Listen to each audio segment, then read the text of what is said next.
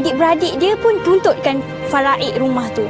Persoalannya sekarang ni, macam mana saya nak bagi bahagian suami saya tu? Harga bahagian suami saya tu lebih daripada RM150,000. Saya sekarang ni dengan 2 orang anak lagi saya kena jaga. Pendapatan saya pun tak terurus lagi. Satu jalan penyelesaian yang saya nampak sekarang ni ialah dengan menjual rumah yang kami dah beli tu. Tapi takkan saya nak jual, sayang. Dah setahun saya tinggal dengan dia. Jadi sampai sekarang ni saya buntu. Saya tak tahu macam mana nak bagi bahagian suami saya, arwah suami saya tu dekat mertua saya. Saya ada berunding sekali dua dengan mertua saya untuk bagi tempoh saya bayar, sebab jumlah RM150,000 tu bukan jumlah yang kecil, jumlah yang besar. Tapi masalahnya sekarang mertua saya tetap nak dengan segera bahagian arwah suami saya tu. Bila saya jumpa dengan peguam untuk mendapatkan khidmat nasihat peguam tanya kepada saya, ada tak sebelum ni masa dapatkan harta sepencarian ni, ada tak sediakan wasiat ataupun hibah untuk harta ni. Tapi memang salah kami tak pernah pun ambil tahu pasal perkara ni. Nasihat saya kepada pasangan yang ingin membeli harta sepencarian ataupun yang telah ada harta bersama, supaya ambil tahu tentang wasiat dan juga hibah.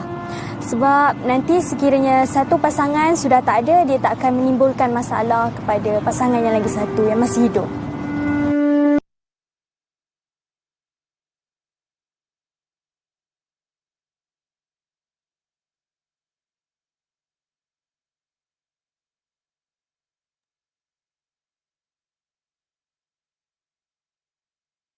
Baiklah, tuan-tuan dan puan-puan. Apa perasaan anda apabila melihat video tadi? Cuba anda bayangkan sekiranya perkara ini terjadi kepada diri anda sendiri. Mungkin ada kalangan yang hadir pada pagi ini membeli rumah bersama dengan suami. Adakah anda pernah terfikir, oh selama ni beli rumah dengan suami, kalau suami tak ada, jadi milik aku, jadi milik saya. Jadi sekiranya anda mengalami keadaan seperti ini, bagaimana tindakan anda?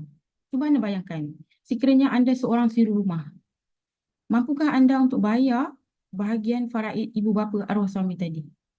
Seperti yang dinyatakan dalam video tadi, 150K tu.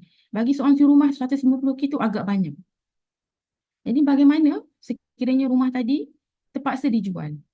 Bagaimanakah nasib Balu tadi dan anak-anak tadi? Jadi, apa membuang masa, kita ke slide yang seterusnya. Izinkan saya memperkenalkan diri. Okay, next. Okay, saya Puan Siti Amir Al-Hassan. Saya merupakan seorang pengunjung pewarisan harta Islam. Sebelum ni, saya merupakan seorang suri rumah. Saya mencubakan diri dalam bidang pewarisan ni sebab apa? Sebab bila saya suri rumah, saya kerap jugalah kita kata banyak isu ataupun kes-kes berkenaan pusaka ni yang mana melibatkan suri rumah. Yang mana saya pada ketika itu ada kawan saya merupakan suri rumah yang kehilangan suaminya. Jadi bagaimana kita lah suri rumah tadi, Balu tadi nak teruskan hidup dengan anak-anak yang masih kecil. Jadi bagaimana cabaran kita sebagai suri rumah tadi untuk menghadapi keluarga mentua tadi. Jadi di sini bila saya rasa macam benda ni sangat mencabar. Jadi inilah yang mendorong saya untuk terlibat dalam bidang pewarisan ini. Jadi alhamdulillah saya terlibat dalam bidang ini. Saya sangat seronok apabila saya banyak membantu wanita-wanita. Sebab apa? Sebab kita nak elakkan berlakunya perkara tadi. Jadi hari ini saya ditemani oleh Puan Sudasi lah. Puan Sudasi rakan saya pada hari ini. Assalamualaikum Puan Sudasi. Waalaikumsalam Puan Siti. Okay, next.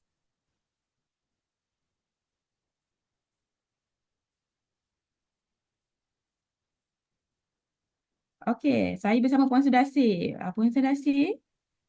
Ya, Puan Siti. Okey, Puan Sudasi. Dia rakan pengunjung saya pada hari inilah. Jom kita berkenalan dengan rakan saya pada pagi ini. Nanti kita akan terangkan lebih lanjut mengenai topik kita pada pagi ini. Okey, ini sahabat saya Puan Sudasi, berasal daripada Sungai Buloh lah. Puan Sudasi ni mempunyai 2 orang cahaya mata yang mana Puan Sudasi ni mempunyai banyak pengalaman lah dalam bidang pewarisan ni. Jadi alhamdulillah hampir ramai juga wanita yang dibantu oleh Puan Sudasih.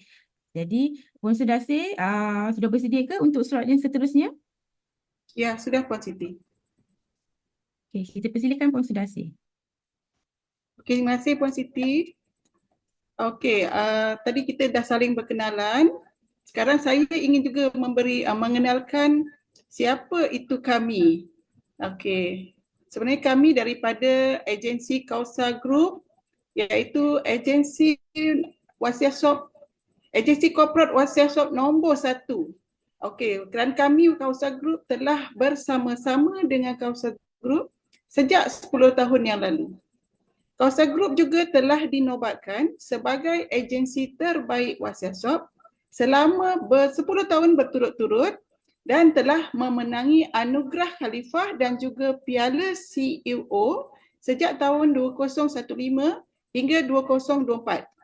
Kausa Group juga telah melatih hampir 1,800 perunding yang telah berdaftar di seluruh Malaysia. Jadi itulah Kausa Group tuan-tuan, dan kami adalah di bawah agensi Kausa Group tersebut. Next. Okey, kalau tadi saya dah mengenalkan siapa itu Kausa Group, jadi sekarang saya ingin juga mengenalkan siapa itu Wasiat Shop. Okey, izinkan saya untuk memperkenalkan Wasiat Shop, iaitu Syarikat Amanah Patuh Syariah yang terbesar di Malaysia. Wasiat Shop telah beroperasi selama 20 tahun dan tahun ini adalah tahun ke-20.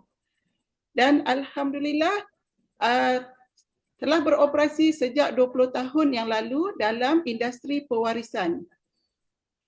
Sehingga 31 Disember 2023, Wasiat Shop lebih daripada 80,000 orang Islam di Malaysia telah mendapat manfaat daripada penyelesaian inovatif perancangan harta Islam melalui Wasiat Shop.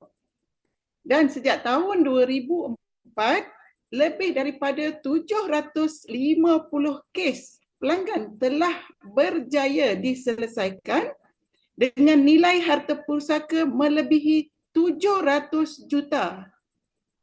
Dan Wasiat Shop juga telah memperolehi lebih daripada 400 perintah pengesahan hibah dari Mahkamah Syariah di seluruh Malaysia. Dan kepakaran kami tuan-puan ialah dalam penyediaan dokumen dan pelaksanaan dokumen perancangan harta Islam seperti hibah, wasiat 1/3, wasiat pentadbiran dan harta sepencarian. Dan juga termasuk dalam perkhidmatan kami ialah proses pengurusan pusaka di Pejabat Pusaka Kecil dan juga di Mahkamah Tinggi Sivil dan juga Mahkamah Tinggi Syariah. Selain daripada itu, perkhidmatan kami juga ialah pewarisan perniagaan bagi businessman dan Islamic Family Office termasuk amanah untuk keluarga.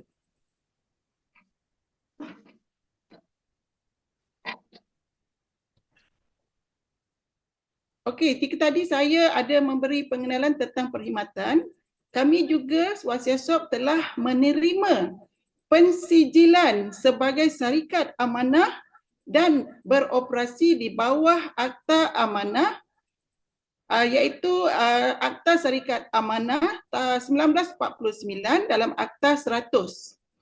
Jadi tuan-puan, kita sebagai, tuan-puan jangan bimbang sebab kita buat perancangan tu pada hari ini, pada masa sekarang. Walaupun kami sebagai da'i dan perunding telah tiada atau meninggal dunia, syarikat amanah tu masih wujud kerana syarikat amanah tidak boleh tutup. Jadi di sini maksudnya tuan-puan, sebenarnya tuan-puan sebagai pelanggan, puan-puan bergantung kepada syarikat amanah, bukan bergantung kepada kami sebagai perunding.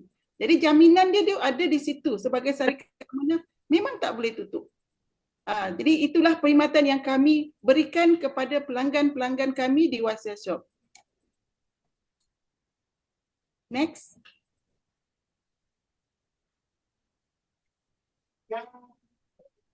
Okey, ini adalah barisan Board of Director yang hebat.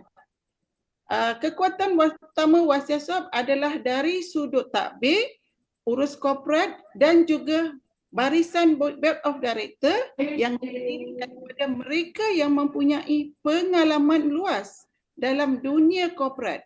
Dikembangkan oleh Datuk Ahmad Tajuddin bin Abdul Rahman yang merupakan antara yang terlibat dengan Bank Islam di Malaysia pada awal-awal dulu. Mungkin ada yang masih ingat tentang orang kata penubuhan Bank Islam pada awal-awal dahulu. Okey, kemudian kami juga ada Datuk Dr. Haji Zabir bin Bajuri. Kalau orang Selangor rasanya mungkin kenal lah mereka. Datuk ni adalah bekas chairman kumpulan perangsang. Dan selain pada itu, yang antara barisan yang hebat juga ialah Tan Sri Datuk Wira Aziah Ali. Beliau adalah mantan hakim Mahkamah Persekutuan. Jadi dimaksudnya di sini tuan-puan, bidang kuasa sivil ni adalah di peringkat yang paling tinggi, iaitu di persekutuan. Dan juga kami ada Tuan Haji Arifin bin Sabirin sebagai CEO Wasiasop Berhad. Saya hanya sebutkan sebahagian nama dan saya akan teruskan dengan senarai panel syariah Wasiasop Berhad. Next.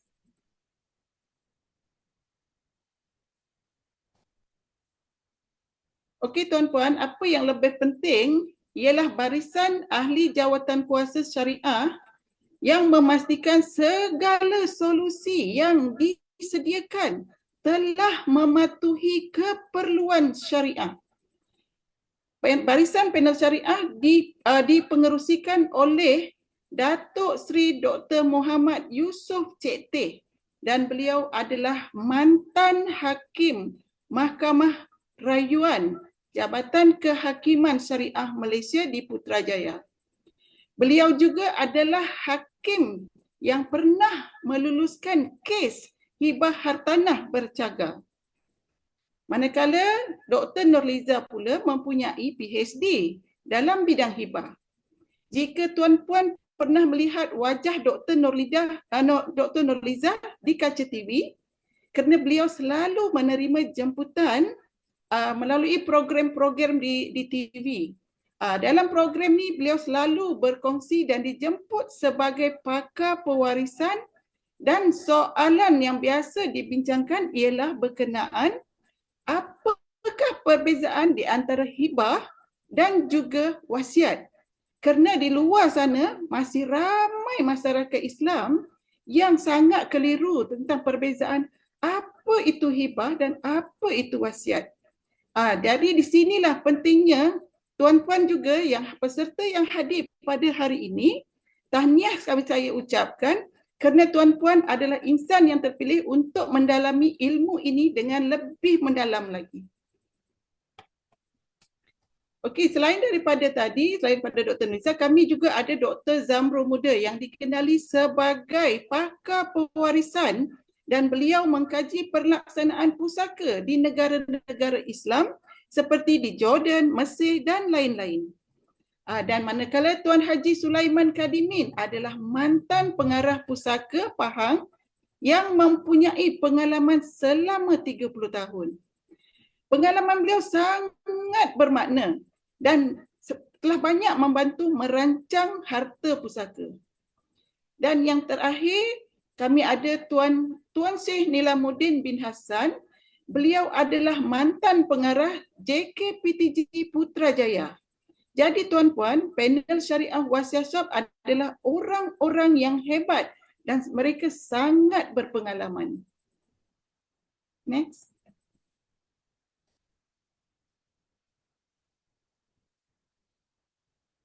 Next, Siti. Okey, ini adalah sebahagian daripada anugerah dan award yang telah diterima oleh Wasiasop Berhad. Sebenarnya ada banyak lagi anugerah ya tuan-puan yang telah Wasiasop dapat sebagai pengiktirafan. Tapi kami hanya tunjuk sebahagian saja. Okay, next. Dan ini adalah sebahagian daripada artikel yang telah keluar di surat khabar dan media sosial. Ini adalah pencapaian Wasiasop yang telah berjaya menyelesaikan kes pusaka berjumlah 700 juta. Alhamdulillah, tuan-puan, saya sudah kenalkan siapa itu Wasiasop dan siapa itu Kausar Group.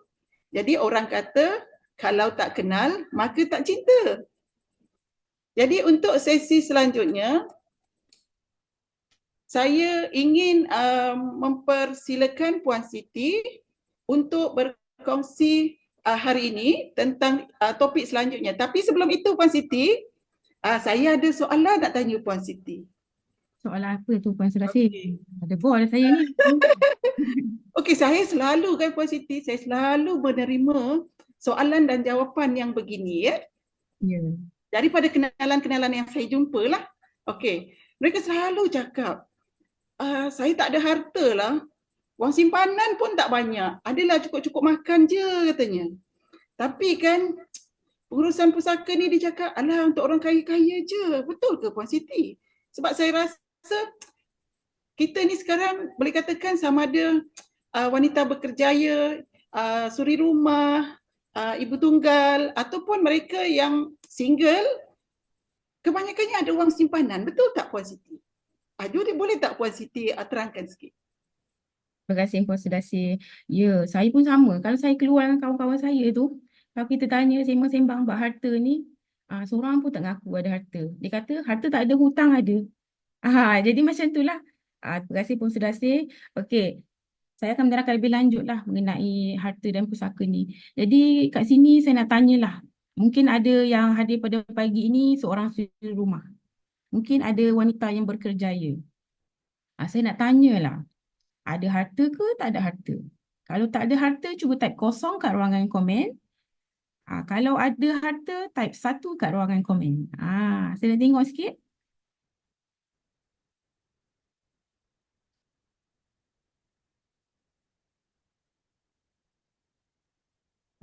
Satu harta ada ni. Ada yang si rumah ke? Ramai jawab satu ni. Semua ada harta. Jadi ada jawab kosong ni. Mungkin, okey, mungkin jawab kosong ni si rumah. Jadi saya nak tanyalah. Semasa hidup ni kita ada akaun bank tak? Okey, next. Bila kita ada duit, kita akan buat apa? Contohlah kita bila bujang kan, biasalah kita dah dapat kerja, kita dapat gaji. Apa yang kita nak beli sangat kalau ada kerja? Kita nak beli apa? Kereta. Lagi kita nak beli apa? Motor. Sebab apa? Bila kita kerja, mestilah kita nak pengangkutan atau kemudahan supaya kita mudah nak pergi kerja. Jadi kita beli kenderaan ni, kita kumpul harta lah. Kita kumpul harta. Inilah harta kita. Bukan harta hutang. Ya hutang. Tapi kita kalau kata dah kahwin, mungkin kita perlukan rumah lah. Sebab apa? Kita nak beri perlindungan kepada pasangan kita, kepada anak-anak kita. Dan mungkin kita akan mula mengumpul harta daripada segi, mungkin kita ada buat simpanan di KMWSP, mungkin kita ada hasrat untuk menunaikan haji, dan mungkin kita ada buat simpanan di ASB. Jadi semua ni harta kita lah. Jadi mungkin si rumah dia kata tak ada harta, tapi bulan-bulan suami mungkin ada bagi duit nafkah. Jadi beli barang dapur semua. Jadi duit tu tadi kita simpan kat mana? Kita simpan dekat akaun bank. Jadi bila kata suami transfer 100,000 dekat akaun kita, lepas tu kita meninggal dunia, agak-agak macam mana kita nak keluarkan duit tadi? Ataupun suami tadi dia dah dapat gaji, tapi kita nak dapatkan duit dalam akaun tadi macam mana? Jadi kita kena belajarlah apa yang perlu kita lakukan. Jadi dekat sini sebenarnya kita manusia ni, selagi kita hidup, kita bekerja, semua yang kita ada tu semua adalah harta. Jadi kita nak tanya, anda pada pagi ini tahu tak apa beza antara harta dan juga pusaka? Next. Sebab apa? Sebab masyarakat kita ni sebenarnya dia tak faham apa beza antara harta, apa beza antara pusaka. Dia berbeza daripada segi sudut pemilikan dan juga kaedah pembahagian. Yang mana harta ni ialah termasuklah harta alih, harta tak alih, hak milik, tuntutan. Jadi semuanya dia mempunyai nilai mengikut hukum syarak. Yang mana harta ni ialah yang mana dia mempunyai, harta ni adalah hak milik kita lah, hak pemilik semasa hidup. Maksudnya masa hidup ni kita ada harta, contoh kita dah kerja dapat gaji, kita nak buat apa? Buat sedekah. Contoh kita pergi semayang Jumaat lah. Kita solat Jumaat, kita nak sedekah RM50 dekat dalam tabung masjid tu, agak-agak kita minta kebenaran isteri kita tak? Agak-agak kita minta kebenaran mak ayah kita tak? Sebab apa? Kita dah bekerja, kita ada duit kita sendiri. Jadi suka hatilah kita nak buat apa dengan harta kita. Yang pertama, kalau kita nak bersedekah, nak sedekah banyak mana pun tak kisah. Nak bayar zakat, nak buat wakaf untuk dapat pahala yang berterusan. Contoh kita nak buat hibah pada pasangan kita, tiada masalah. Sebab apa? Sebab harta tadi hak pemilik semasa hidup. Tapi pusaka pula, apa beza pusaka ni? Pusaka ni pula ialah yang mana bila kita meninggal dunia, ia akan dimiliki oleh waris tadi. Jadi pusaka adalah milik waris. Harta ialah pemilik harta. Pemilik kita lah masih hidup. Tetapi pusaka tadi adalah milik waris. Jadi sebelum tu, kalau kita nak dapatkan, bila kita dah meninggal dunia, kita nak dapatkan duit-duit tadi, pusaka tadi, kita kena lalui beberapa proses lah. Yang mana kita ada 3 proses kita akan lalui. Yang pertama itu perolehan kuasa, pentadbiran dan juga pembahagian. Kita akan terangkan lebih lanjut di slide yang akan datang. Jadi wang-wang tadi, pusaka tadi, kita kena bahagikan ikut urutan. Kita kena tunaikan hak si mati. Hak si mati apa? Kita kena uruskan jenazah, kita kena bayar hutang si mati. Kalau si mati ada hutang, kita kena selesaikan hutang si mati tadi. Jadi kalau kata hutang tadi adalah hutang kepada Allah, hutang kepada manusia, hutang kepada institusi, dan seterusnya. Jika ada tuntutan harta sepenceraian, biasanya dituntut oleh pasangan lah. Dan sekiranya mungkin masa hidup arwah ada nak buat sahan akhirat, dia ada buat wasiat kepada anak angkat, mungkin dia ada hasrat nak bagi kepada rumah anak yatim, kepada masjid dan sebagainya. Jadi sekiranya ada baki daripada pusaka tadi, akan diagihkan secara faraid lah. Kita akan terangkan lebih lanjut di slide yang seterusnya. Okay, next. Okay, jadi masalah harta pusaka ni. Okay, next. Okay, kita selalu dengar lah. Saya follow Puan Siti ni, asyik cakap pasal harta beku kan. Kalau kita lihat di sini, harta beku kat Malaysia bermula pada 2006 sejumlah 38 bilion ringgit. Yang mana kalau pada 2016 pun dah mencecah 70 bilion ringgit. Agak-agaknya tuan-tuan dan puan-puan, hari ni 27 Oktober 2024, berapa agaknya jumlah harta beku tadi? Ada yang tahu ke? Boleh unmute ataupun type di ruangan chat. Saya nak tahu. Ada yang follow Facebook saya hari ni? Saya rajin tengok ada yang follow, share posting saya ni. Saya nak tahu. Harta beku hari ni 2024 berapa agaknya? Ada yang tahu ke? Tak tahu. Konsiderasi agak-agak berapa harta beku hari ini? Mungkin mencecah kepada 90 hingga 100 bilion ringgit. Yang mana cuba tuan-tuan bayangkan, yang mana 90% tadi adalah milik orang Islam. Sebab apa? Ruginya lah. Tu kita bayangkan. 70 bilion tadi, 2016, 90% tu adalah milik orang Islam. Rugi tak kalau kata apa? Harta tadi kalau kita kembangkan, kita jual, kita urus, bayar zakat, mestilah orang Islam tadi kaya. Jadi bila kita harta tadi beku, maksudnya beku tadi, harta tadi masih nama si mati. Kalau kita tengok geran kenderaan tadi, geran tanah masih nama si mati. Sebab apa? Sebab waris tadi tak urus. Jadi tak urus sebab apa? Kita akan kupas sebentar nanti. Jadi nak kata dekat sini, benda ini, semua ini harta beku tadi telah mengakibatkan ataupun memberi kesan kepada ekonomi orang Islam. Jadi seterusnya kita akan, okay, next. Okay. Semua dia maklum lah. Mungkin ada yang tak tahu ke pasal kes Abang Bocil ni? Kes yang berlaku ni boleh saya tahu. Sebenarnya salah siapa? Salah si Balu ke? Salah adik ipar ke? Salah mentua ke? Mungkin boleh respon di ruangan chat atau boleh unmute.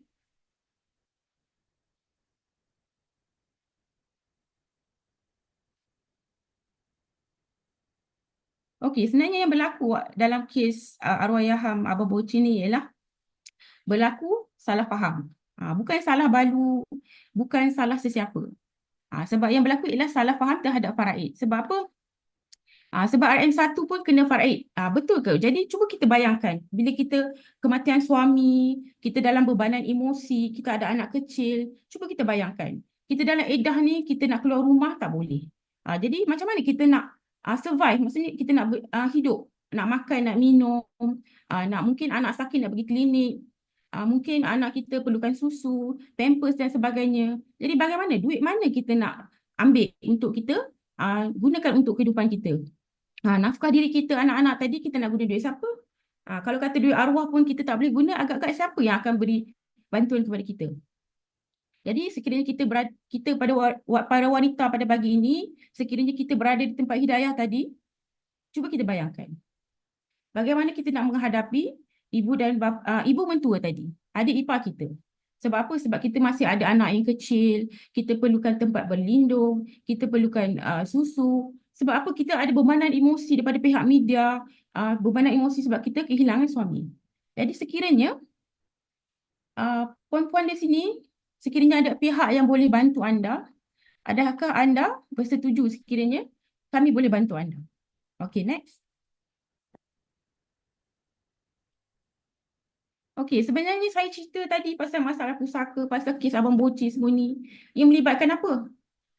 Melibatkan dua benda je tuan-tuan dan perempuan. Melibatkan yang pertama ialah urusan tuntutan. Yang kedua ialah pembahagian. Jadi kita nak terangkan lebih lanjut lah mengenai apa proses tuntutan yang kena buat. Bila suami kita meninggal esok hari, agak-agak apa yang kita kena buat?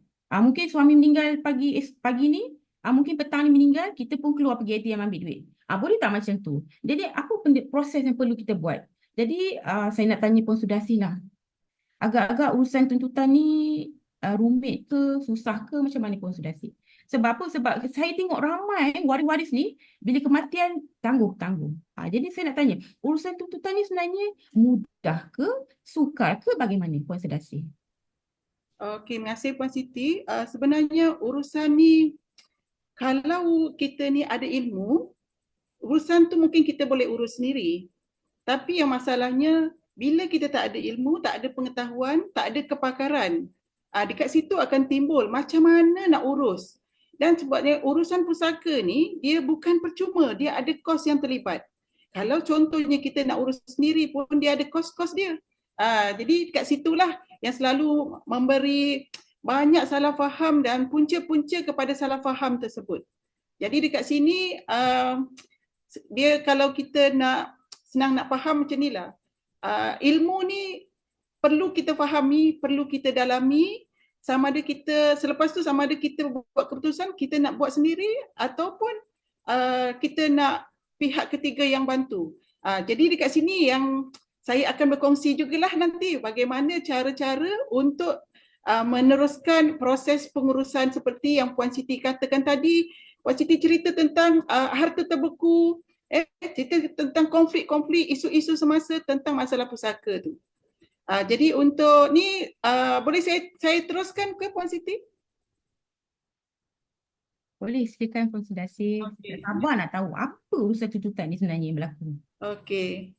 Okey tuan-puan, sebenarnya masalah harta pusaka ni ada dua saja puncanya, iaitu urusan tuntutan dan juga urusan pembahagian. Jadi dekat sinilah sebenarnya awal-awal lagi kalau orang yang tak ada ilmu atau ada salah faham, dia akan jadi macam contoh Puan Siti bagi tadi, kisah arwah Abang Boci. Jadi Puan Siti tadi tanya, salah siapa? Adakah salah Balu atau adakah salah adik kepada arwah? Jadi sebenarnya di sini dua-dua tu saya berpendapat mereka tak ada ilmu dan tidak ada pihak ketiga yang cuba memberi kefahaman tentang perkara tersebut. Jadi di situ punca kepada pergaduhan dan perbelahan. Jadi dekat sini saya ingin berkongsi sedikitlah bagaimana cara kita untuk mengelakkan dan bagaimana kita cara untuk mengatasi masalah-masalah tersebut. Jadi supaya apa sebenarnya urusan keluarga bagi kita yang masih hidup ni, bila kita membuat persiapan akan membantu waris kita yang akan kita tinggalkan. Dengan cara begitu, waris-waris ni hubungan mereka akan menjadi lebih baiklah. Sebab kalau kita tak faham dan tak buat apa-apa, hubungan ini yang asalnya baik akan menjadi renggang. Punca daripada isu-isu pergaduhan tersebut. Oleh itu, tanpa membuang masa, saya ingin menjemput tuan-puan menonton video ini. Dipersilakan.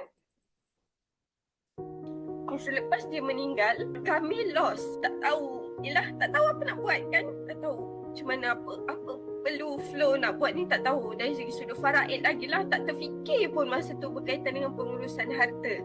Tak terfikir langsung. Tapi one day surat bank sampai rumah. Kita tahu arwah ada hutang. So bila kita cakap kita hutang, kita tahu roh orang yang mati, kita tak selesaikan hutang, apa yang berlaku pada dia kan? Saya tak minta apa-apa. Saya harap sekarang dia tenang sangat. Lepas tu saya tengok abang ipar saya. Abang ipar saya pada ketika itu macam lost. Dia tak boleh nak fikir. Dia hanya sedih kehilangan isteri dia yang dia cinta. Dia bercinta selama 6 tahun, hilang macam tu dengan anak yang masih kecil. Tapi saya cakap dengan dia, tolong kita kena buat juga benda ni. Dan saya cakap dengan dia, tak apa, saya tolong, kita pergi sama-sama. Pada ketika itu, saya yang memang guide abang ipar saya untuk pergi setiap tempat yang kena pergi. Contoh bank, KWSP, SOKSO, semua saya yang tentukan kat mana tempat yang kita kena pergi. Abang ipar saya ni yang pergi kaunter, even pergi kaunter KWSP tu pun saya. Saya yang tanya dekat pegawai macam mana nak urus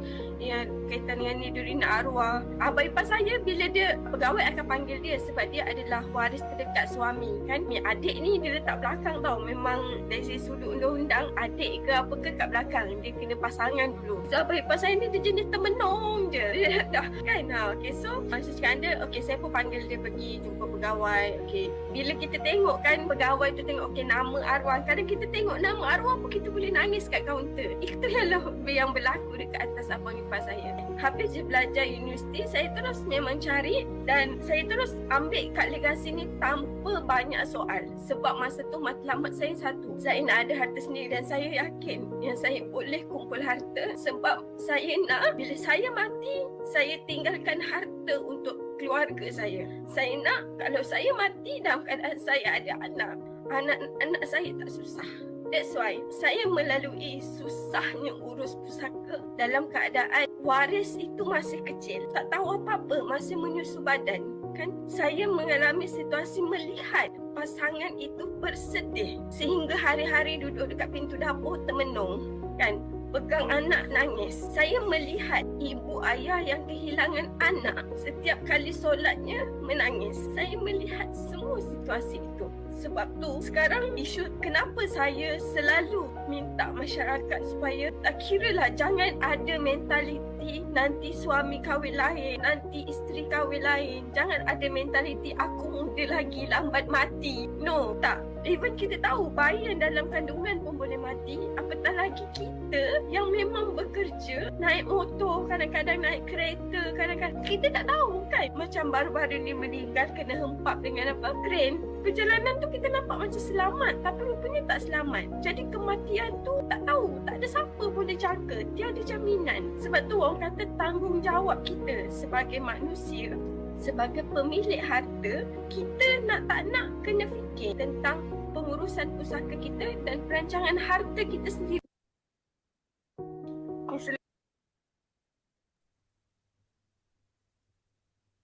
Tuan-puan, apa perasaan tuan-puan setelah menonton video tadi? Sekiranya perkara seperti itu, sekiranya berlaku kematian pada ahli keluarga tuan-puan, apa perasaan? Adakah puan-puan rasa kuat atau rasa seperti contoh tadi, seorang suami yang kehilangan isteri tersayang? Dia rasa lost, dia tak tahu macam mana nak buat. Biasanya seorang suami adalah ketua keluarga yang sangat supportif dan membantu sebagai tunggak keluarga. Tetapi bila situasi berlaku kematian pada ahli keluarga sendiri, kebiasaannya itulah yang berlaku tuan-tuan. Jadi dekat sini, walau kuat macam mana kita pada hari ini, belum tentu waris kita akan sekuat seperti kita. Belum tentu waris kita akan mampu menghadapi situasi seperti tadi. Jadi di sini tuan-tuan, saya ingin berkongsi dengan tuan-tuan. Saya juga sebenarnya ketika dulu mencari-cari solusi juga supaya apa yang saya lihat, masalah-masalah pusaka tidak berlaku pada diri saya dan kepada waris saya. Sebab saya tidak mahu meninggalkan mereka dalam kesusahan. Saya tidak mahu meninggal mereka dengan isu-isu pusaka yang tidak selesai. Jadi dari pengalaman saya sendiri, tuan-puan, saya ingin berkongsi dengan tuan-puan. Sebab kenapa masalah ini kita boleh elakkan dan kita boleh mencari solusi yang terbaik supaya masalah ini dapat diatasi dengan sebaik yang boleh. Kerana isu-isu ini selalunya masalah urusan tuntutan ni, puan-puan, selalunya bila berlaku kematian pada ahli keluarga, masing-masing akan tolak menolak. Siapa yang akan tuntut? Macam mana cara nak tuntut? Dan di mana nak tuntut? Masing-masing rasa tak pandai. Masing-masing rasa aku tak boleh cuti. Masing-masing rasa kata, engkau lah Abang Long, kau lah buat. Jadi itulah yang menyebabkan masalah-masalah tu kadang-kadang tidak boleh selesai.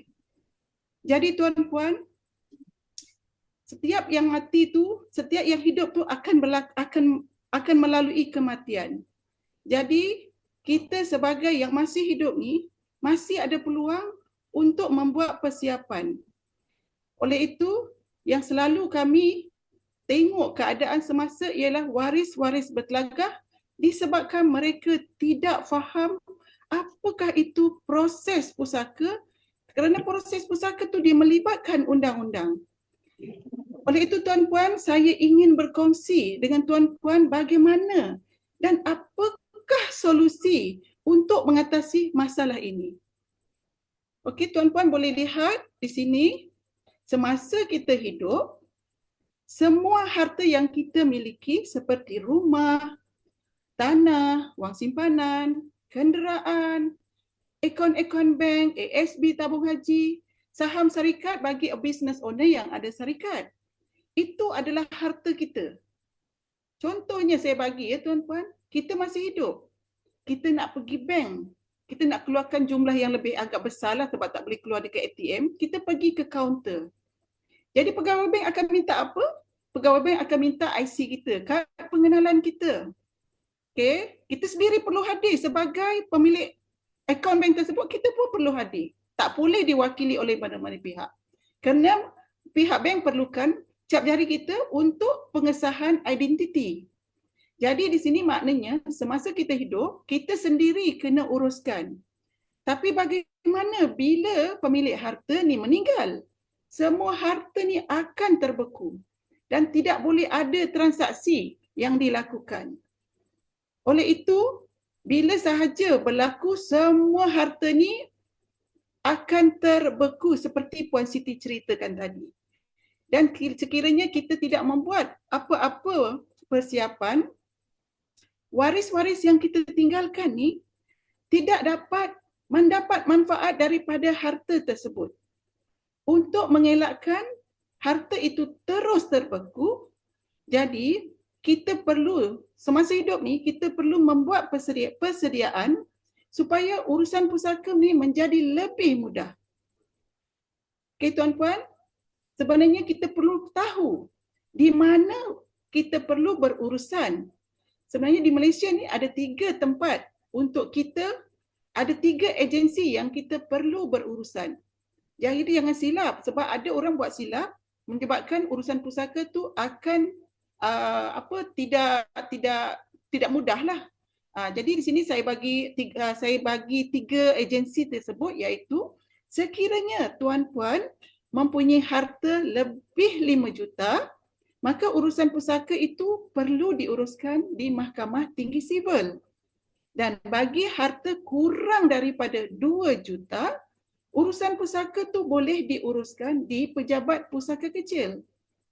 Dan bagi harta yang kurang daripada 600,000 dan hanya mempunyai harta halih sahaja seperti kenderaan dan juga wang simpanan, pengurusan pusaka boleh dibuat di amanah raya. Tetapi pada pagi ini, saya menerangkan untuk dua agensi iaitu pengurusan pusaka di Pejabat Pusaka Kecil dan juga di Mahkamah Tinggi Sivil. Okey tuan-puan, untuk urusan pusaka ni sebenarnya tidaklah mudah sebab dia memerlukan ilmu, memerlukan kepakaran dan memerlukan kos. Sekiranya ada di antara waris, mereka rasa, aku boleh buat sendiri. Atau mungkin pemilik harta pun mungkin dia cakap, tak apalah puan, anak saya ni saya rasa dia boleh buat ni, dia orang ni sekolah sampai, belajar sampai universiti. Jadi mereka rasa yakin. Tapi sebenarnya macam saya cakapkan tadi, kita perlukan ilmu, kita perlukan masa. Kalau nak urus sendiri maksudnya dia perlu ambil cuti selalu. Okey, dia perlu travel berulang-alik untuk menguruskan dokumentasi. Okey, dan juga memerlukan kos. Maksudnya kalau kita cuti, bagi orang yang ada cuti tahunan, mungkin dia ada cuti, maknanya dia tak tolak gaji. Tapi cuba bayangkan jika mereka bekerja sendiri. Bila mereka bekerja sendiri maknanya ada kerja, ada gaji. Jadi kalau dia bercuti selalu, maknanya gaji tu akan ditolak setiap kali mohon cuti. Itu pun melibatkan kos tuan-puan. Dan kalau berulang-alik juga melibatkan kos dari segi petrol dan tol. Dan juga selain pada itu, melibatkan kos-kos yang lain. Jadi maksudnya di sini tuan-puan, urusan pusaka tu bukan percuma. Okey? Dan 3 agensi tadi yang saya sebutkan ialah ada 3 peringkat. Peringkat pertama ialah peringkat perolehan kuasa. Apa itu peringkat perolehan kuasa? Iaitu peringkat untuk kita mendapatkan surat kuasa mentadbir. Dan di sinilah pentingnya untuk ilmu tu setiap proses tu kalau nak urus sendiri perlu ada ilmu. Sebab untuk mendapat proses perolehan kuasa itu, untuk mendapat surat kuasa mentadbir itu perlukan ilmu yang sangat mendalam. Kerana perlu berurusan. Kalau di Pejabat Pusaka Kecil boleh urus sendiri. Kalau dulu semua secara fizikal, tapi sekarang secara online. Maksudnya kalau tak ada ilmu di situ, walaupun online boleh buat di mana-mana sahaja, tapi kalau kita kurang faham dengan data yang diperlukan untuk dimasukkan dalam sistem, maka proses tu tidak boleh diteruskan. Di situ je dah sangkut tuan-puan. Itu yang saya maksudkan tadi, perlu ada ilmu. Dan seterusnya, kalau urusan pusaka tu dibuat di Mahkamah Tinggi Sivil, waris tak boleh buat sendiri. Dia perlu ada peguam, perlu melantik peguam. Jadi proses-proses itu yang kita maksudkan proses untuk mendapat perolehan kuasa, iaitu surat kuasa mentadbir. Dan selepas mendapat surat kuasa mentadbir tu, kalau kita nak urus sendiri, itulah prosesnya yang kita pernah lalui. Tapi kalau kita nak melalui proses di Mahkamah Tinggi, kita perlu melantik peguam dan perlu ada pentadbir lah, wasi dan pentadbir. Okey, jadi setelah urusan tu di peringkat pertama tadi selesai, perlu diurus pula untuk proses pentadbiran. Apa tu maksud proses pentadbiran? Maksudnya di sini tuan-puan, setelah pihak wasi tadi, pentadbir tadi mendapat surat kuasa mentadbir, wasi tersebut perlu berurusan dengan agensi-agensi yang terlibat seperti bank untuk mencairkan aset. Contohnya, kalau si mati ada simpanan wang di bank, jadi bank dia akan perlukan surat kuasa mentadbir sebagai bukti wasi tersebut telah mewakili si mati untuk mencairkan aset, mengeluarkan wang simpanan tersebut ataupun menutup akaun si mati. Okey, selain daripada itu, sekiranya si mati masih mempunyai hutang-hutang yang ada boleh dilangsaikan seperti hutang kalau kita sekiranya ada pinjaman akaun bank, pinjaman bank untuk rumah, pinjaman rumah, loan rumah lah maksud saya, dan juga kredit kad dan hutang-hutang lain. Okey, selain daripada itu, kalau sekiranya untuk bagi hartanah yang ada sekatan untuk contoh macam Rizab Melayu, perlu berurusan dengan pihak otoriti yang terlibat. Jadi di sini, maksud saya tadi, itulah proses pentadbiran tuan-tuan. Di sini setelah proses pentadbiran tu selesai, barulah dia pergi kepada proses yang ketiga, iaitu proses pembahagian. Kalau sekiranya si mati tidak membuat apa-apa perancangan harta, maka proses pembahagian itu adalah secara faraid. Maksudnya secara faraid itu, kalau si mati ada mempunyai ibu, bahagian faraid ibu 1/6, ayah jika masih ada 1/6. Jika isteri pula, jika suami yang meninggal, bahagian isteri 1/8 ataupun 1/4. Itu bahagian dia lah. Dan kalau suami, kalau ada anak 1/4 bahagian, kalau tak ada anak dia 1/2 bahagian. Dan manakala bagi bahagian anak pula ialah 2 anak lelaki 2 nisbah 1. Jadi ini adalah bagi pembahagian jika pemilik harta itu tidak membuat apa-apa perancangan. Sekiranya pemilik harta itu ada membuat wasiat 1/3 atau ada tuntutan harta sepencarian ataupun ada membuat hibah, maka urusan dokumen tersebut akan diuruskan di mahkamah syariah. Next.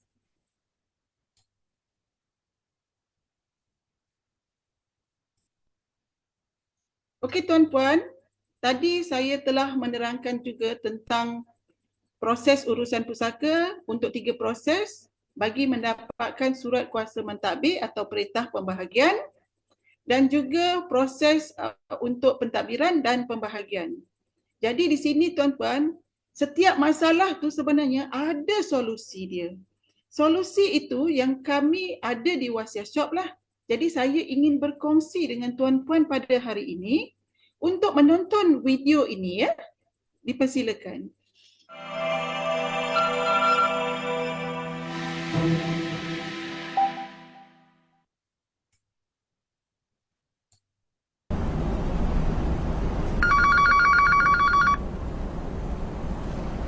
Hello, Assalamualaikum Datin Sri. Ya, saya. Inna lillahi wa inna ilaihi raji'un. Bila tu Datin Sri? Baik. Jadi bila agaknya yang saya boleh hantar tim saya untuk jumpa dengan Datin Sri dan semua waris? Boleh, insyaAllah. InsyaAllah kami akan turut serta bersama dengan tahlil malam ni, dan selepas itu kita akan buat adakan terus sesi khutbah pusaka lah bersama-sama dengan kesemua waris. Baik Datin Sri, insyaAllah. Takziah daripada saya Datin Sri. Baik. Waalaikumsalam warahmatullahi wabarakatuh. Bismillahirrahmanirrahim. Assalamualaikum warahmatullahi taala wabarakatuh. Saya Muhammad Nazri bin Kamis, Ketua Jabatan Pengurusan Legasi Wasiat Shop Berhad. Situasi yang tuan-tuan dan puan-puan lihat tadi adalah salah satu daripada situasi yang dialami oleh Wasiat Shop. Bila mana kita dah berjanji kepada kesemua pelanggan-pelanggan kami, bila berlaku sahaja kematian, apabila laporan kematian itu dilaporkan kepada Wasiat Shop, salah satu daripada perkhidmatan yang akan kita berikan adalah sesi khutbah pusaka. Yang mana sesi khutbah pusaka ini akan kita buat di mana sahaja yang ditentukan oleh pihak waris-waris. Dalam sesi khutbah pusaka ini, kita akan membacakan khutbah pusaka kepada waris-waris yang menerangkan tentang peranan dan tanggungjawab Wasiat Shop Berhad dan tanggungjawab waris-waris. Yang kedua, kita akan membacakan dokumen perancangan dan pesanan yang dibuat oleh pelanggan bersama-sama dengan pihak Wasiat Shop. Dan yang ketiganya, kita akan membantu menguruskan harta pusaka pelanggan-pelanggan tersebut secara percuma tanpa ada sebarang bayaran yang akan dikenakan kepada waris-waris. Fakta mengatakan bahawa sebanyak 70 bilion harta pusaka terbeku di Malaysia, dan majoritinya adalah harta pusaka bagi orang Islam di Malaysia. Tuan-tuan dan puan-puan, pada awal penubuhan Wasiat Shop pada tahun 2004, Wasiat Shop Berhad telah berjanji kepada kesemua pelanggan-pelanggan kita, apabila berlaku sahaja kematian kepada pelanggan-pelanggan, kita akan datang berjumpa dengan waris-waris untuk mengadakan sesi khutbah pusaka. Apakah yang menyumbang terhadap peningkatan statistik 70 bilion ini? Tuan-tuanlah antara orang yang menyumbang terhadap peningkatan statistik ini. Kerana apa? Kerana apabila berlaku sahaja kematian, yang pertama, waris tidak faham tentang hak mereka terhadap harta pusaka. Yang kedua adalah proses perundangan yang terlibat terhadap pengurusan harta pusaka. Kemanakah waris-waris perlu merujuk bagaimana untuk menguruskan harta pusaka ini. Pastinya, proses perundangan ini bukanlah sesuatu proses yang mudah. Ianya adalah satu proses yang rumit yang perlu dilalui mengikut kepada peruntukan-peruntukan yang telah ditetapkan. Yang ketiga adalah kos untuk menguruskan. Apabila kita tahu proses perundangan terlibat terhadap pengurusan harta pusaka, pastinya kos juga akan meningkat. Dan siapakah orang yang akan mengeluarkan kos ini untuk menguruskan harta pusaka? Sedangkan waris-waris berbalah antara satu sama lain untuk merebut harta pusaka itu. Kenapa mereka merebut? Kerana mereka tidak faham terhadap hak mereka terhadap harta pusaka yang ditinggalkan. Yang keempat adalah masa. Apabila kita sebut proses perundangan yang terlibat terhadap pengurusan harta pusaka, pastinya masa juga akan berkait rapat. Siapakah orang yang akan menguruskan harta pusaka? Sedangkan waris-waris yang ditinggalkan oleh si mati mempunyai tanggungjawabnya tersendiri. Tanggungjawab terhadap keluarganya, tanggungjawab terhadap kerjanya ataupun tugasannya. Jadi masa itu adalah sangat-sangat diperlukan. Untuk mengelakkan daripada permasalahan yang saya nyatakan sebentar tadi, Wasiat Syok Berhad melalui Blue Ocean Strategy telah memperkenalkan pakej pengurusan harta pusaka Al-Wasitah kepada tuan-tuan dan puan-puan. Apakah kepentingan Al-Wasitah? Yang pertama adalah sesi khutbah pusaka secara percuma yang akan diadakan kepada waris-waris selepas kematian pelanggan. Yang mana sesi khutbah pusaka ini akan diberikan secara percuma dan pada bila-bila masa yang ditentukan oleh kesemua waris. Yang kedua adalah wasiat pentadbiran percuma. Di Wasiat Syok, kami memberikan secara percuma sahaja kepada tuan-tuan dan puan-puan. Yang ketiga adalah proses perundangan secara percuma. Dalam menguruskan harta pusaka, Wasiat Syok Berhad akan menguruskan secara percuma bagi pihak waris-waris sehingga mendapatkan perintah yang berkenaan. Yang keempat adalah sesi runding cara secara percuma. Pada bila-bila masa, waris-waris boleh menghubungi Wasiat Syok Berhad bagi mendapatkan runding cara secara percuma di dalam tempoh proses pengurusan harta pusaka ini berjalan. Secara keseluruhannya, Wasiat Syok Berhad sahajalah yang menawarkan perkhidmatan seumpama ini bagi menyelesaikan masalah harta pusaka. Kerana apa? Rancang harta dan urus pusaka kini tepat dan mudah. Oh, sebelum saya terlupa, tuan-tuan dan puan-puan dah mendapat maklumat, maka sebarkanlah maklumat ini kepada keluarga, saudara mara mahupun kenalan anda. Sekian, wabillahi taufiq wal hidayah. Assalamualaikum warahmatullahi wabarakatuh.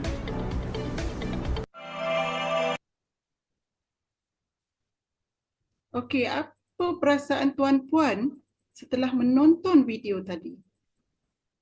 Seperti yang saya terangkan tadi dan juga seperti yang dalam video tadi, sebenarnya banyak manfaat.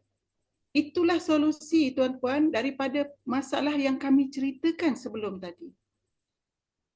Masalah itu dan solusinya ialah Khairat Pusaka Al-Wasitah yang ada selalu kami kongsikan kepada masyarakat. So, dengan Khairat Pusaka Al-Wasitah ni dia sangat-sangat membantu. Jika puan-puan seperti biasa kan ramai mungkin yang lebih maklum tentang khairat kematian masjid. Khairat kematian masjid dia menguruskan jenazah sehingga selesai, sehingga ke bumi. Tetapi mereka tidak menguruskan harta-harta arwah. Jadi di sinilah perbezaannya. Kalau pihak masjid menguruskan jenazah, kami menguruskan dan membantu menyelesaikan harta-harta dan pusaka arwah. Jadi di sini tuan-puan, seperti yang diterangkan dalam video tadi, sekiranya melanggan khairat pusaka, akan ada kad legasi yang diberi kepada pelanggan. Kad legasi itu adalah kunci kepada pengurusan pusaka. Sebagai pelanggan, dengan pakej yang ada di situ ialah setelah urusan pusaka, urusan jenazah selesai, waris boleh maklumkan pada kami sebagai perunding atau boleh terus call di office Wasiat Syok untuk maklumkan, mungkin akan maklumkan ibu saya atau ayah saya telah meninggal dunia. Jadi kami akan kami sebagai perunding akan maklumkan kepada pihak Wasiat Syok dan pihak Wasiat Syok akan buat appointment untuk berjumpa dengan waris-waris. Dan dalam appointment tersebut, dalam sesi khutbah pusaka tersebut, maafkan saya, Dalam sesi khutbah pusaka tersebut, hanya waris-waris faraid yang terlibat sahaja akan ada dalam sesi khutbah pusaka. Jadi di sini semasa khutbah pusaka, apa-apa perancangan harta yang telah dibuat oleh arwah akan dibacakan. Jika arwah telah membuat dokumen pelantikan wasi atau dokumen wasiat 1/3 atau buat perancangan harta seperti hibah, maka dokumen-dokumen itu akan dibacakan kepada waris-waris tadi. Dan wasiat syok juga akan membantu untuk proses pemfailan pusaka di Mahkamah Tinggi Sivil ataupun di Pejabat Pusaka.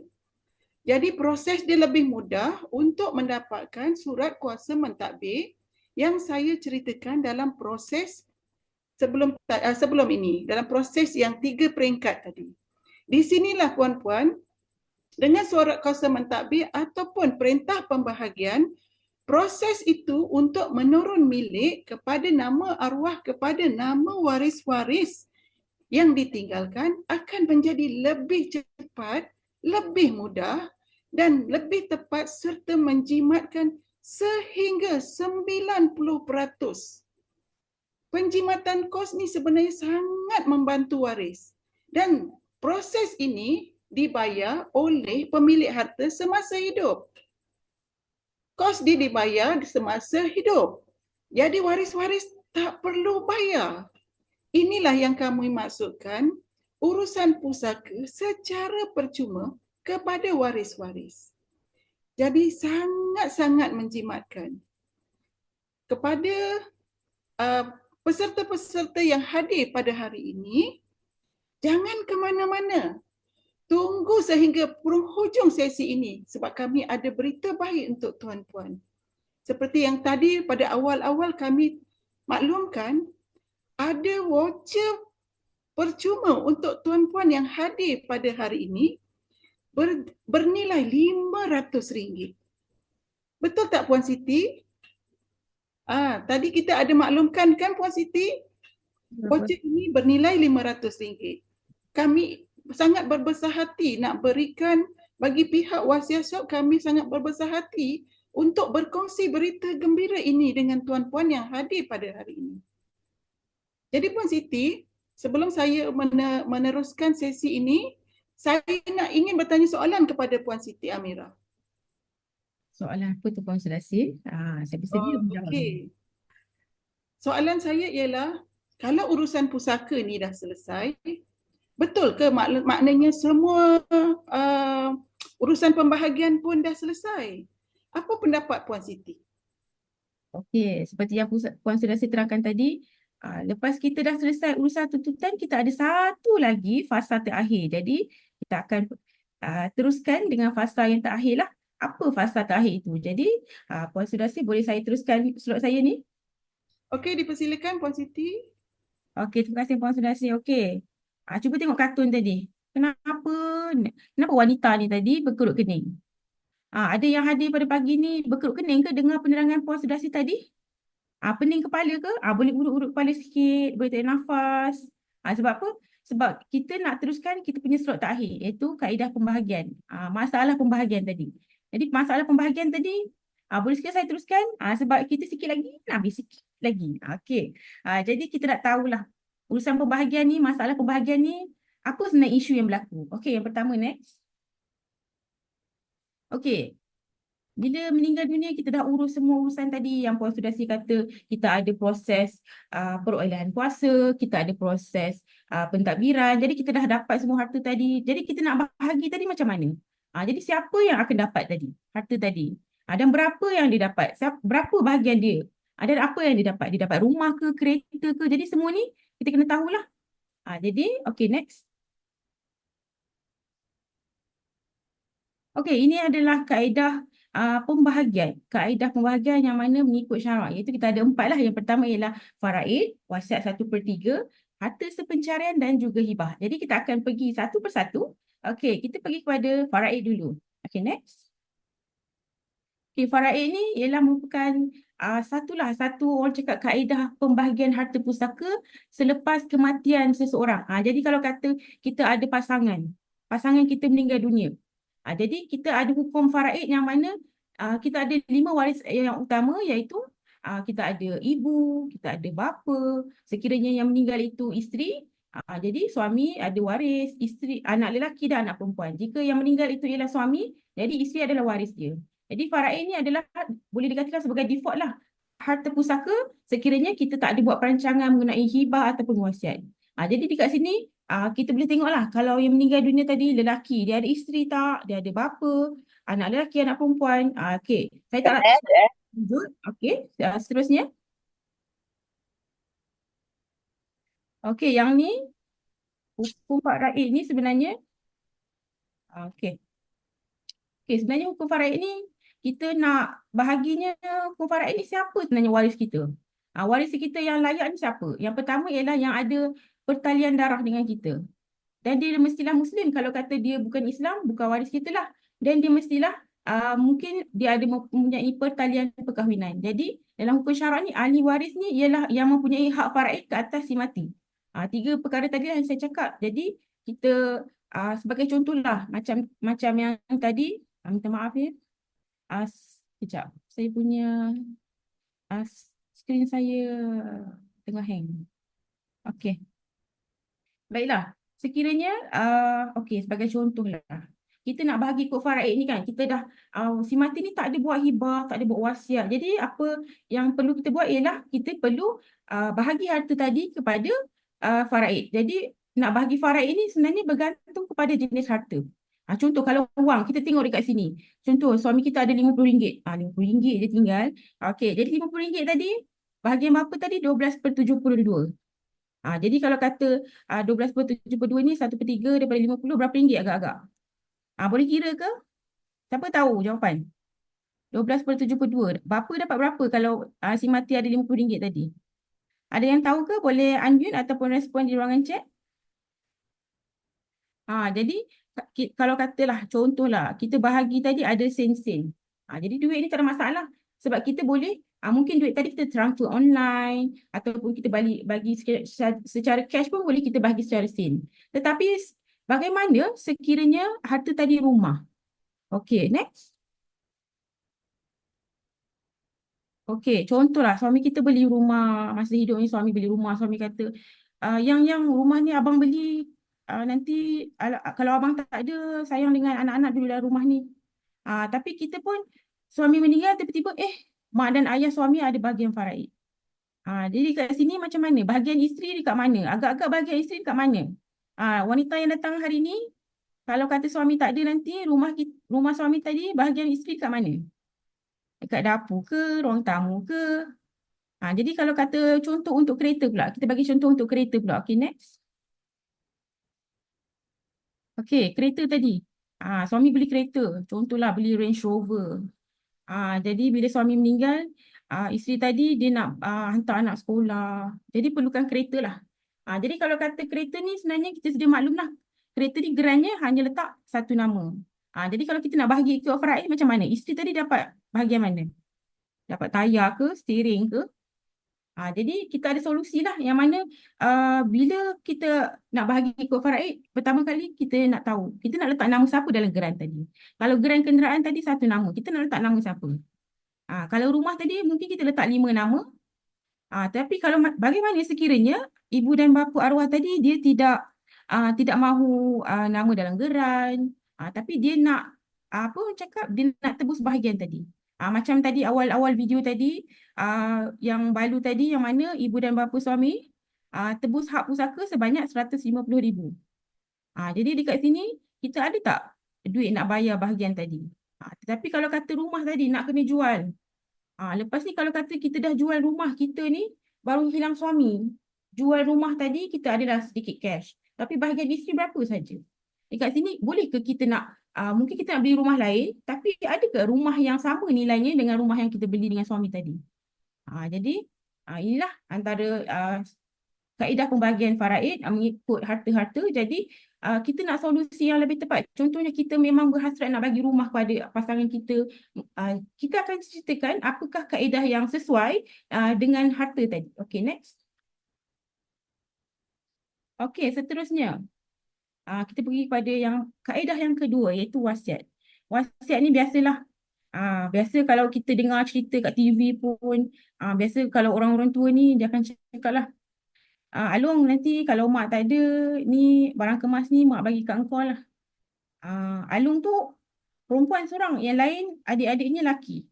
Jadi bila mak meninggal dunia tadi, bila mak cakap apa, nanti mak tak ada, ni kau punya barang kemas ni. Kalau kata 30 kilo barang kemas tadi bagi kat Along, agak-agak adik-adik laki tadi macam mana? Jadi sebenarnya wasiat ni dalam Islam dia adalah kepada bukan waris dan ia terhad kepada 1/3 saja.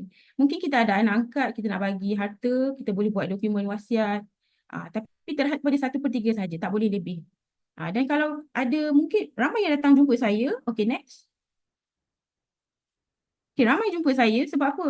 Bila kawan-kawan saya ni jumpa, dia cakap, Siti, saya dah buat dokumen wasiat. Murah je, 300 je.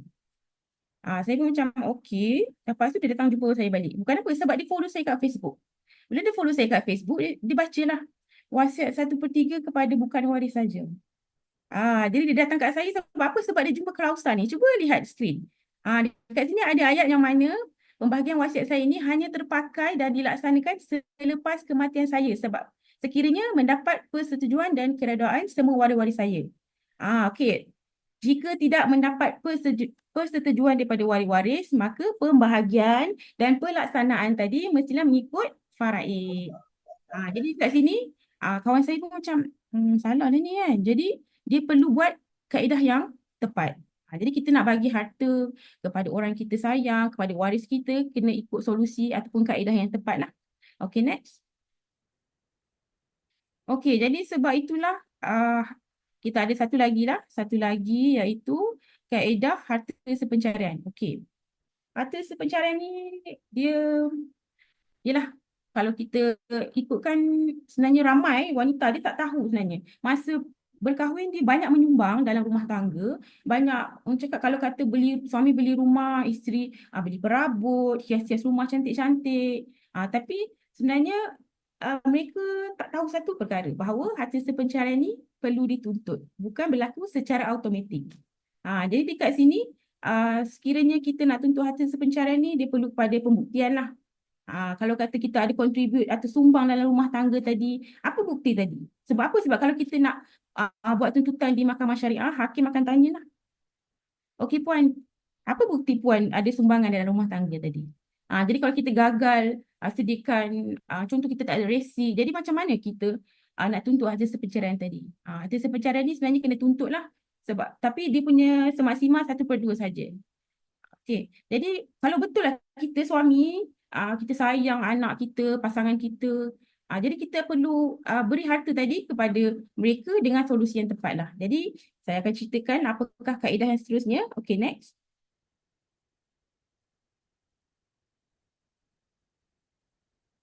Okay, hibah. Hibah ni sebenarnya dia fleksibel lah.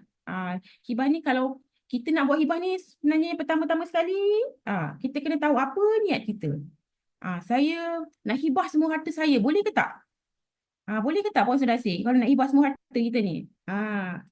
Okey, yang penting kita kena betulkan niat. Hibah ni sebab apa? Kita nak beri, maksudnya kita nak beri harta tadi kepada orang yang kita sayang tanpa mengharapkan pembalasan. Jadi hibah ni dia sangat fleksibel lah kepada pemberi, kepada penerima. Jadi ramailah yang mula membuat pilihan untuk membuat pembagian harta tadi mengikut hibah. Jadi hibah tadi dia ada berapa rukun? Okey, rukun hibah kita ada 4. Okey, yang pertama ialah kita ada rukun dan juga syarat. Okey, yang pertama ialah penerima hibah. Okey, sebagai contohlah, kita suami.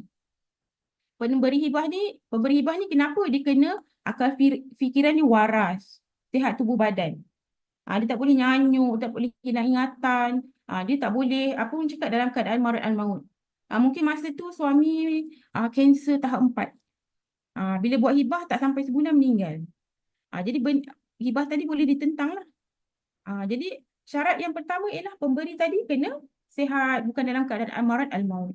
Okey, yang kedua, penerima hibah. Penerima hibah ni boleh ke kalau kita bagi hibah kepada anak dalam kandungan? Boleh ke kita hibah kepada orang yang hilang? Tak boleh. Jadi rukun yang kedua iaitu pemberi hibah tadi mestilah wujud. Kalau kata bayi dalam kandungan tadi dah bersalin, dah beranak semua, dia dah lahir, masih wujudlah, kiranya wujudlah. Sebab apa? Kita tak boleh nak hibah bayi dalam kandungan sebab apa? Kita risau mungkin bayi tadi meninggal dalam kandungan. Kan? Okey, jadi yang seterusnya ialah harta yang dihibah. Sebab saya ada kes lah. Pelanggan ni datang jumpa saya, dia kata, saya nak hibahlah rumah saya ni kepada isteri saya. Bila kita selak geran, ni Encik Jaiz ni siapa ni? Sebab yang jumpa saya tu nama lain, Encik Razali. Rupanya Encik Jaiz ni arwah bapa dia. Jadi kita sebenarnya tak bolehlah nak hibahkan atau beri harta kita yang bukan milik kita. Jadi kalau kata suami tadi nak hibah kepada pasangan tadi, mestilah harta tadi nama dia. Jadi kalau kata tabung haji tadi, akaun dia nama, betul nama dia, Encik Razali. Isteri dia nama Huda. Jadi kat sini kita kena tahulah, kena nak hibahkan harta tadi sebenarnya dia tak ada limit dah orang cakap. Contohlah kalau kita kata harta tadi kan, kita ada ibu lah. Kita masuk Islam, ibu kita bukan Islam. Jadi kalau kita nak hibah kepada ibu kita tadi boleh, tak ada masalah. Okey, jadinya harta tadi yang penting harta kita lah, bukan harta orang lain. Okey, rukun yang keempat ialah ijab dan qabul. Ijab dan qabul ni mestilah kita ada pemberi, penerima, harta yang dihibahkan, dan kita macam wasiat syuk berhad, kita ada satu sesi lah akad hibah. Yang mana sebagai contoh lah. Saya bagi contoh. Akad hibah ni sebagai contoh, suami tadi, dia akan cakap macam ni, saya Encik Lokman hibahkan sebuah rumah banglo 2 tingkat ini kepada isteri saya Puan Huda sekian-sekian. Jadi isteri tadi akan cakap apa? Saya Puan Huda, penerima hibah. Dia akan baca lah skrip-skrip dia. Jadi inilah yang kita panggil tadi ijab dan qabul.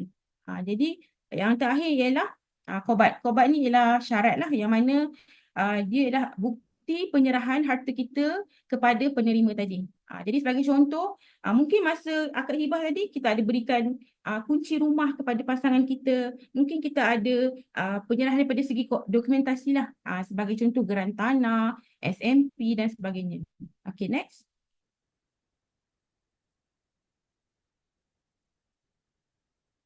Okay, tuan-tuan dan perempuan, okay ke tu? Ni sikit lagi. Saya sikit lagi masa saya minta. Okay. Jadi dekat sini saya nak tanyalah tuan-tuan dan perempuan. Ni kita dah tahulah tadi kita ada harta kan. Jadi saya nak kongsi sedikit tips lah.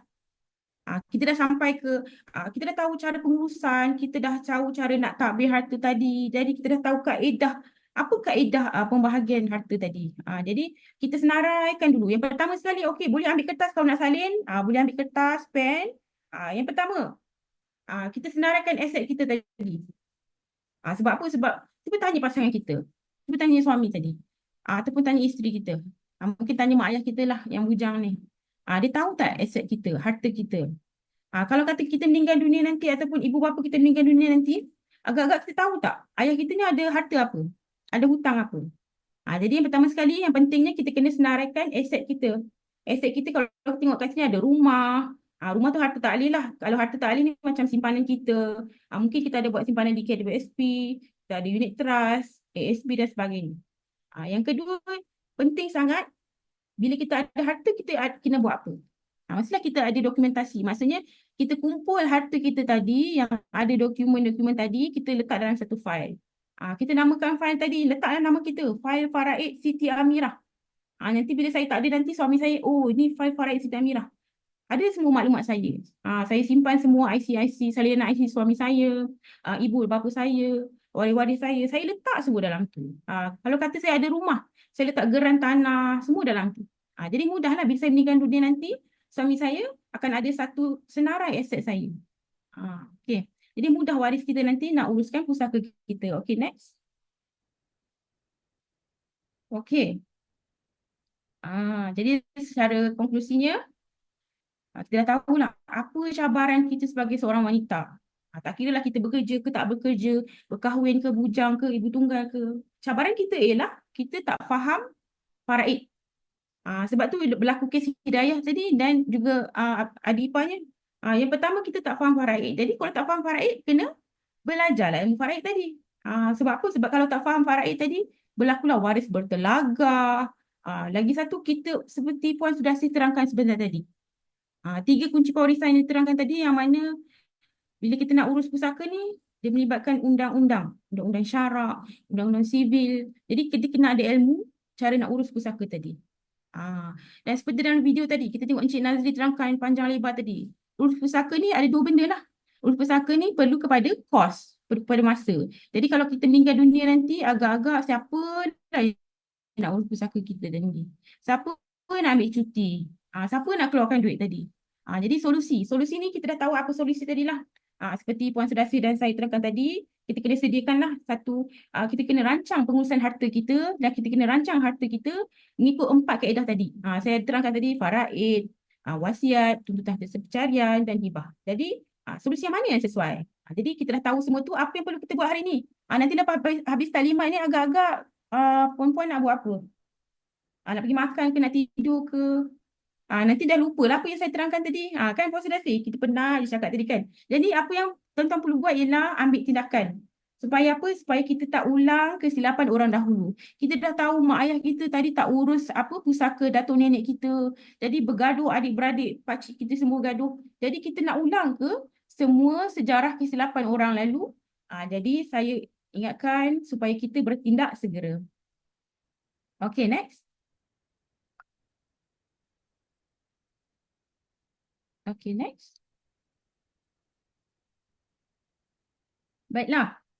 Puan Sudasi dah terangkanlah tadi. Jadi saya baca tadi pun seronoknya manfaat dia terima ni. Agak-agak lah kalau kita tak ada esok, kita call je. Balu tadi dia hanya telefon je Wasiah. Cakap Wasiah suami saya dah tak ada. Jadi Wasiah akan datang rumah buat semua urusan tadi. Agak-agak puan-puan nak tak? Suami-suami agak-agak nak sediakan tak khairat pusaka tadi untuk ni? Okay, next.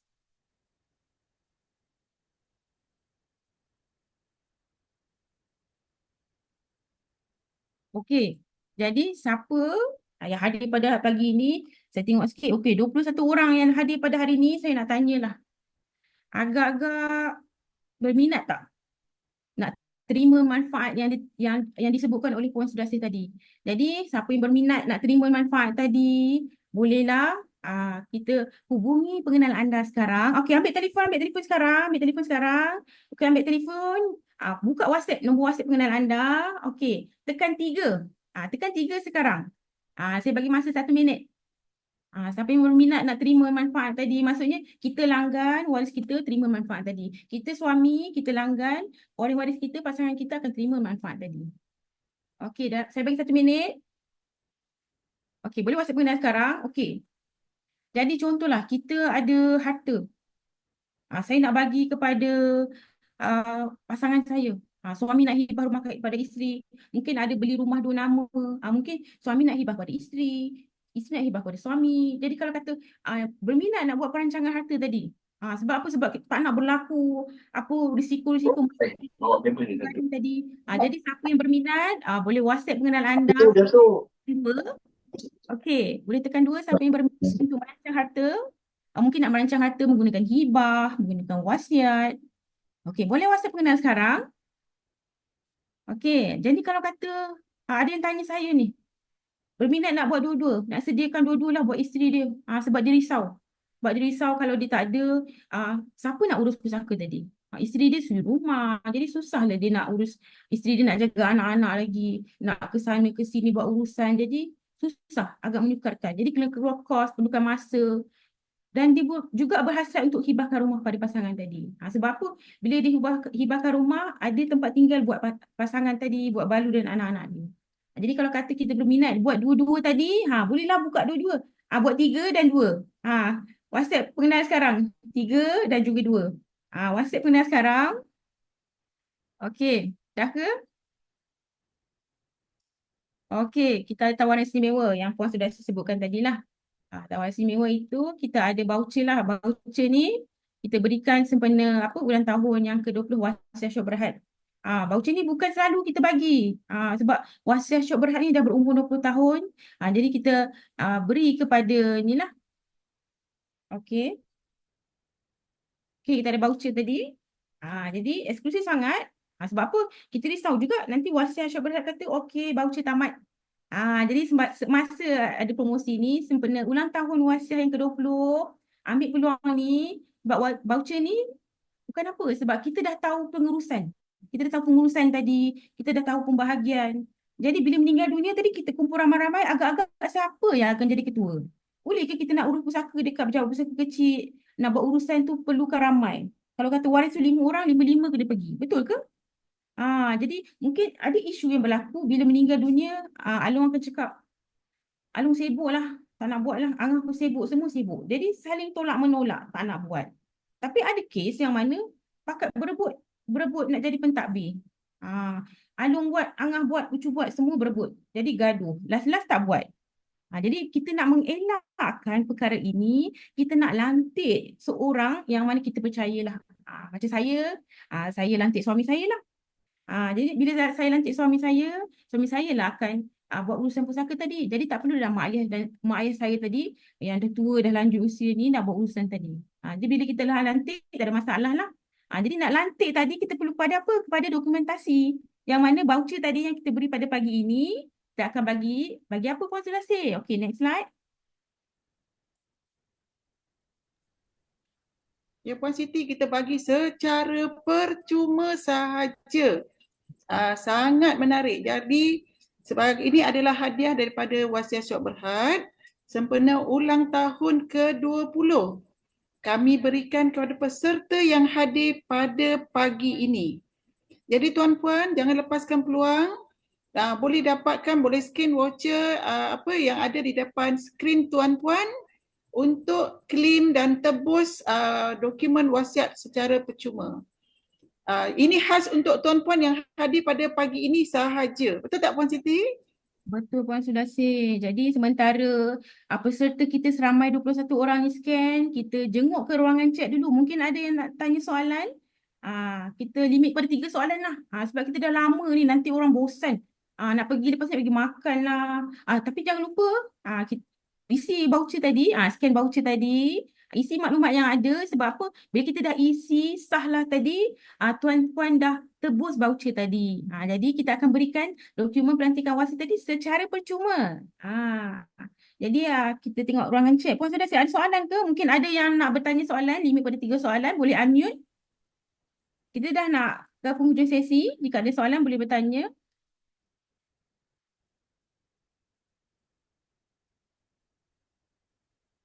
Okey, ambil masa untuk scan. Mungkin yang tadi kita boleh back lah, macam yang tadi mungkin ada yang berminat nak buat khairat pusaka.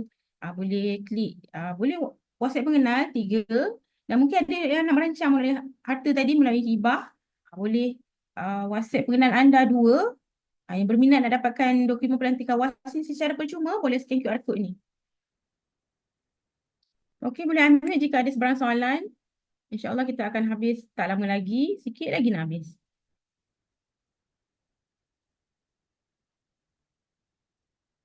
Okey, kita ada siapa hari ni? Mungkin ada nak tanya soalan. Kita beri masa sedikit lah. Dipersilakan jika ada soalan, mungkin kami boleh bantu untuk menjawab soalan tersebut.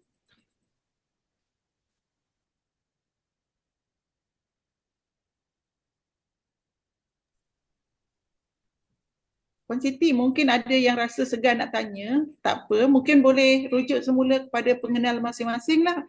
Sekiranya ada soalan-soalan mungkin yang lebih agak peribadi mungkin kan? Betul Puan Sulastih. Jadi mungkin agak malu. Tapi tak masalah.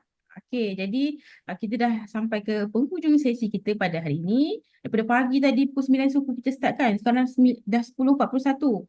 Jadi lepas ni kita jangan lupa kita dah tahu apa kita dah tahu apa cabaran kita sebagai seorang wanita. Jadi kita nak elakkan perkara-perkara tadi berlaku pada diri kita dan pasangan kita dan anak-anak kita. Apa kata kita lakukan, kita ambil tindakan mengikut apa solusi yang telah diberikan tadi.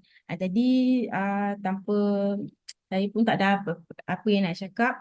Cuma saya ucapkan tahniah lah. Sebab apa? Sebab hari ni hari Ahad. Seawal 8.45 tadi, tak silap saya, Puan Wan Azlina ke masuk? Orang pertama masuk. Tahniah Puan. Puan Wan Azlina ya. Hari Ahad ni kan, macam suami saya bawa anak-anak pergi mandi sungai kan.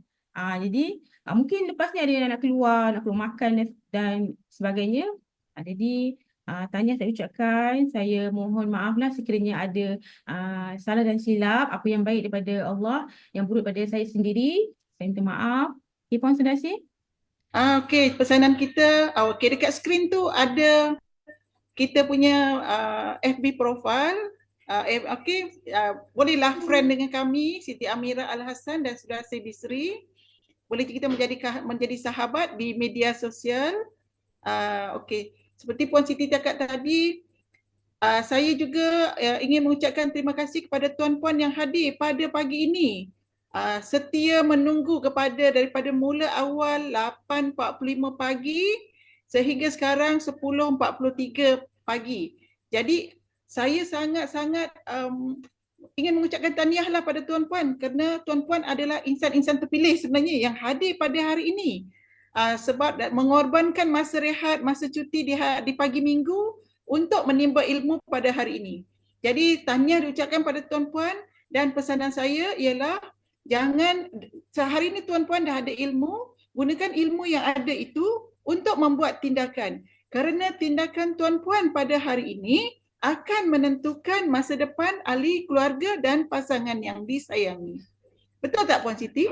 Betul, Puan Sudasi. Jadi jangan lupalah follow Facebook kami berdua. Bukan apa, sebab Puan Sudasi ni dia sangat konsisten membantu pelanggan-pelanggan yang mana ialah biasalah bila melibatkan urusan pusaka, melibatkan perancangan harta ni, kita tak ada ilmu. Jadi Puan Sudasi dan saya sangat gembiralah dapat memberi perkongsian ilmu pada pagi ini. Jadi tahniah, kita bolehlah kita beransur. Sebelum tu kita tutup majlis kita pada pagi ini dengan tasbih kifarah dan surah Al-As.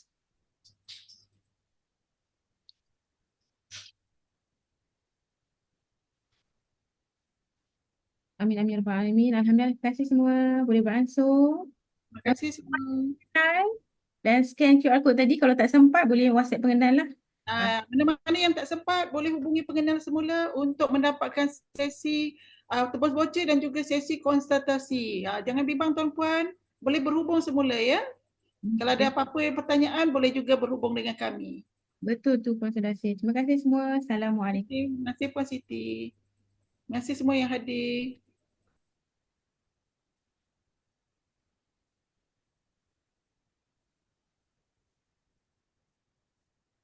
Terima kasih Puan Azlina. Alhamdulillah.